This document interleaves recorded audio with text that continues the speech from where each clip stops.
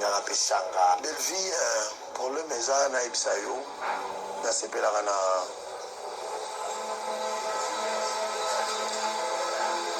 mutu na yo ekanisaka bien très bien omoi mutu na yo ekanisaka très bien namona bafille ebele bazwa mpe mbongo lokwa yo emasala makambo oyo osala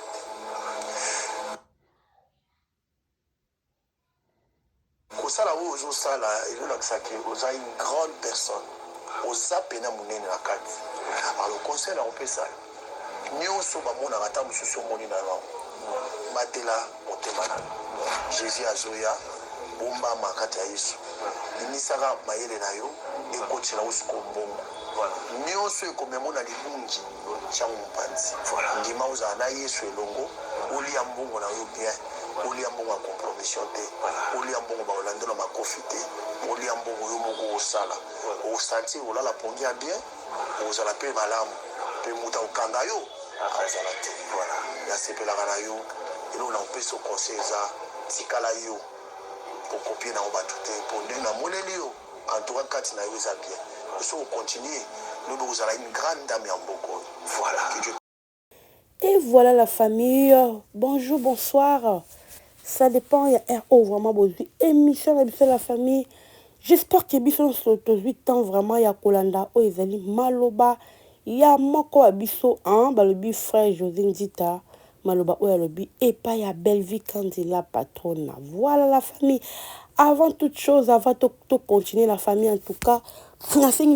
beaucoup pour la première fois. Bon s'abonner à balobi chaîne nabiso vraiment ya famille Libota News TV et chaîne nabino ya ndeko nabino les yamba vraiment oyo tozali apona belle vie quand il a patronne tozali pona ba comédien mosusu vraiment au bazo travailler au baza dans le bon baza na biso dans les bons en tout cas tozalaka toujours na bango ceux qui formation ezali ya kopesa bino toyaka kopesa bino dans ce côté na libako chaîne na biso n'hésitez pas de vous abonner de partager de liker la vidéo vraiment et que ça na biso énormément plaisir et puis ko bossa na te ko cliquer na cloche à notification pour que au raté et l'autre côté la famille Kandé na lobaka en tout cas opération 100 na kata film na biso film onde kombo na ngoma tata bandeko langa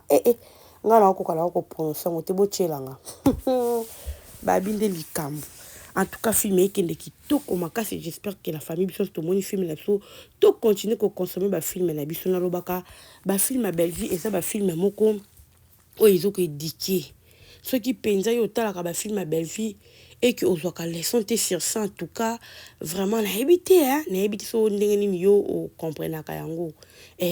yango na lobaka isengaka ba film o isengaka o talango vraiment attentivement au vandi au talango sans raisonnement sans nini au koti pa na kata film o ba idée za nini landango étape par étape épisode par épisode bande kolanga en tout cas au kozala jamais dessus parce que biso ba oyo en tout cas tozo ba leçon ebele na kata film belle vie ba leçon à vie o penzi sala ki lelo yo ba makambo susu pe ya vie ou peut-être ngao comme la biso à travers ba film belle vie et sala ki to résister pe to persécuter pe nde toza lelo yo en tout cas vraiment ya on a senga na bino beaucoup na ba film belle vie en tout cas so betika belle vie TV yo ono no kuta na libaku ya chaîne wana tena no tala tena no visiter te meka kota na kata belle vie TV betika belle vie TV soko beti bandeko na chaîne ekobima okomona ba film nyonso eza wana en tout cas yo moko tongo banda kolanda oko comprendre bandana na film la soit sika et puis ba film etikali oko banda ko comprendre qui est belle vie quand la patronne o lelo yo batu nyonso batie misu batie vraiment bazotalela la cinéma congolaise to qui vraiment message ya José Ndita ninga pesi message ne pour la belle vie en tout cas bande konanga moi vraiment na joué en gros cœur na joué en pendo cœur parce qu'elle lui zalaka kandongo za azomona déjà oh belle vie zali a continuer toujours cause la bongo à cause une grande dame je dis amen amen amen et à cause vraiment une grande dame belle vie aza de loko nzambi kati na ye bande konanga ozomona moto oyo bato nyonso basala nzambe baza pona ye ba chantre de Dieu tomona kamama lor azana pona belle vie tomoni sœur Eunice tomoni maloba o José Ndita bimisa en tout cas ça dure que aza motema pembe motema neza polele pona moto nyonso yango balobaka humiliation na yo degré ya humiliation na yo eza pe degré ya élévation na yo nga babiloko nde nazomona à travers anniversaire à Belleville ebimisi makambo ebele ozomona anniversaire ya Belleville ebimisi vraiment makambo ebele oyo todécouvrir na moment oyo qui est Belleville eya na bato ebele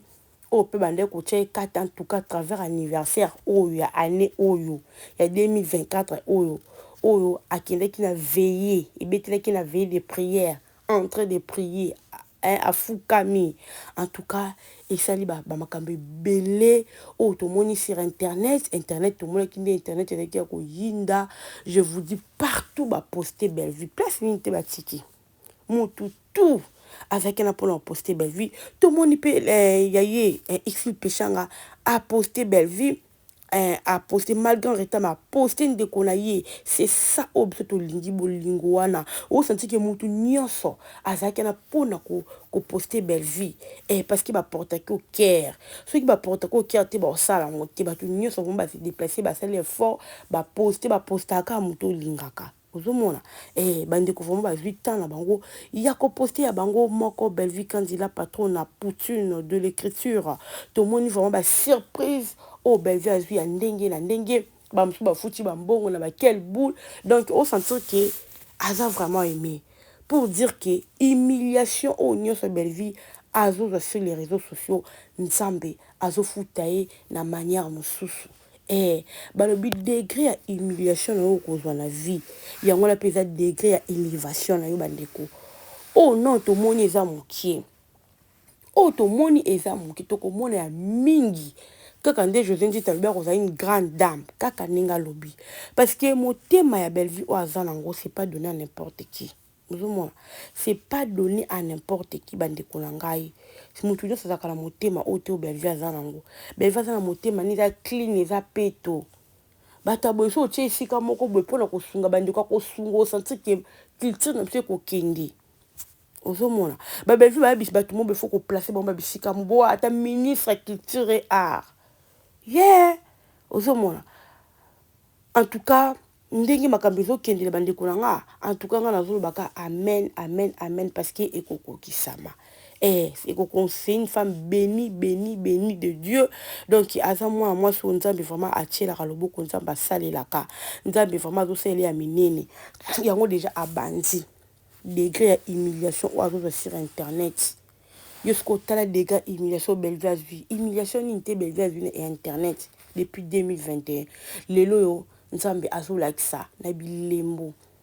ozomona azolakisa na bilembo atalisi biso basali na nzambe oyo bapusani pembe na Belleville oyo lelo oyo basali basurprise pour dire ke aza mwana ya nzambe donc eloko oyo esali ke bato mosusu base terre vraiment bakanga ata mwa mibebu na bango eza na bato ebele ata bakontine kobima be mpo na Belleville bato bakoloba en tout cas bakosela mwana mwasi oyo ozomona miso ya bato efongwami na basurprise oyo Belleville azwi na anniversaire na ye miso ya bato efongwami je vous dis la famille bato bacomprendre en tout cas mwana mwasi oyo non moto mosusu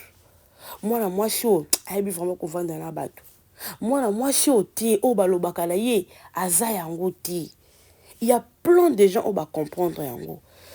plein de gens bandeko na nga kaka to na postaki na statut na ngai bavideo oyo ndenge esali tututu en tout cas il y a des gens oyo bakomeli nga babi en tout cas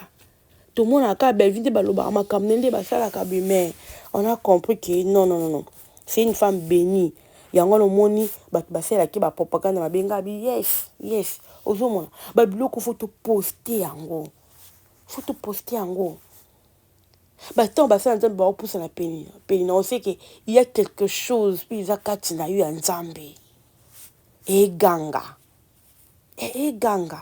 en tout cas vraiment bandeko na nga eza biloko mobe oyo fo toyaka koloba toyaka kobimisa yango mpona Belleville en tout cas nzambe apambolo mama Belleville Kandila patrona oza vraiment servante de Dieu nzambe apambola yo omipesa na mabondeli omipesa na nkolo otika humiliation tututu nyonso oyo eza ya vie j'espère que conseil ya papa na biso José Ndita eke vraiment droit au cœur na motema na yo ekoti oyo alobi nozala oyo yoka kotala de gauche à droite te kolanda mpe motu te oyo mpo motu bazosala boye oyo mpo bazofinga nganga mpe fona koma boye oh non mama yo kolanda wana ti yo zalaka ndenge ozali yo zalaka na lignema na yo nzambe yemoka bindeni apambola yo nzambe asalaka nzambe basurprise nzambe basurprise inattendi ayebinde asala makambo na ye osatandaki te ke sere enisa kosala surprise aya na ndako no osatandaki te mama Bellevue mais esalemeli yo ozalaki vraiment surpris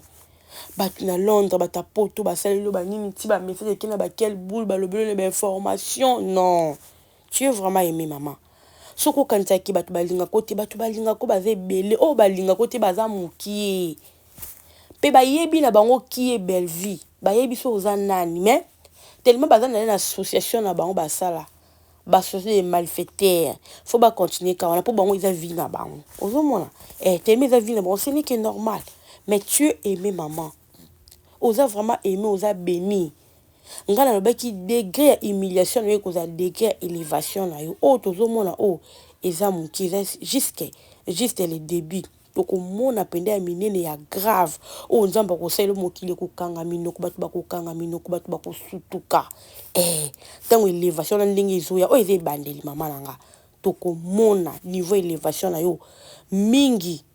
oyo bayaka koloba mabe baokanga minoko mingi baokima internet mpona Bellevue